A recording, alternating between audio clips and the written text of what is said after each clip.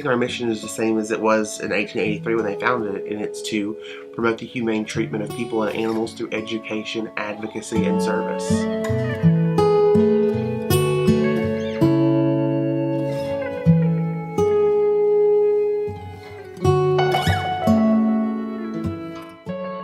Our first building that we were in as a center was the Christina Webb building, and that was built in 1928.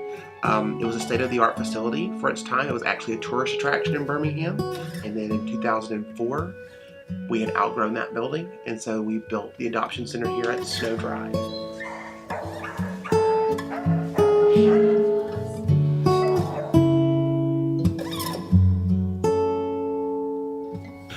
So the volunteer program has been around, I guess, essentially since the Humane Society's been in existence. We don't have a lot of paid employees that work here, but we have a large number of animals, and so having volunteers is imperative in order to make sure that those animals are properly taken care of on a daily basis. I would say right now, if I had to guess on our database, we have somewhere around 650 to 700 volunteers. They're not all necessarily active at the same time, but they have at some point gone through training and have the training to do the various jobs around the shelter that interact with animals. And so we try to make it very easy for people to go online, sign up for a volunteer program. You come to an orientation, and then depending on what you want to do at the shelter, whatever your interests are, you kind of get specialized training with volunteers who have been here for a very long time from there. And I think that's something really great that we try to do, is we try to give volunteers a sense of ownership.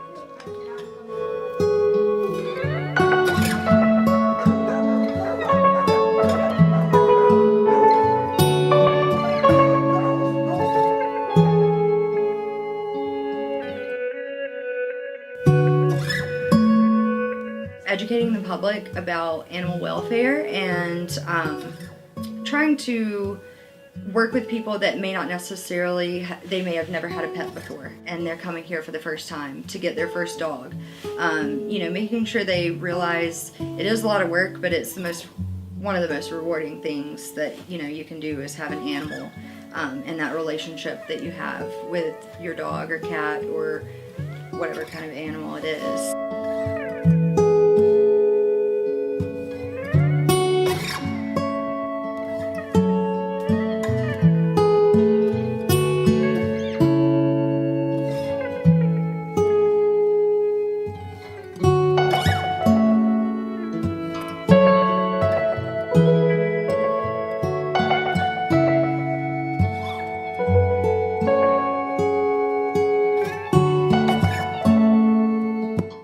Typically what we do is kind of like a screening process. So we ask them to come in, they sign in at a front desk, and we kind of give them the rundown on where everything is. And then we let them free roam in the facility. So they can go, they can't go into the dog kennels, but they can go look around at all the different types of dogs, sizes of dogs, things like that. And then they would fill out an application, and we ask specific questions, and those questions kind of lead us in a direction. No matter how tired you may be, or how mad you are at this person or that person that you work with or whatever, it's all about matching an animal with a family. So in saving those animals, they may have come from a horrible condition, they may have come from somebody who treated them badly, so that has to be the most important thing, is just the happy endings.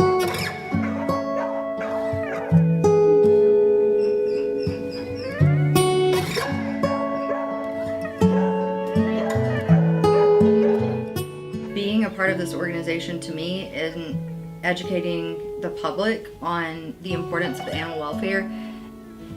It just makes sense.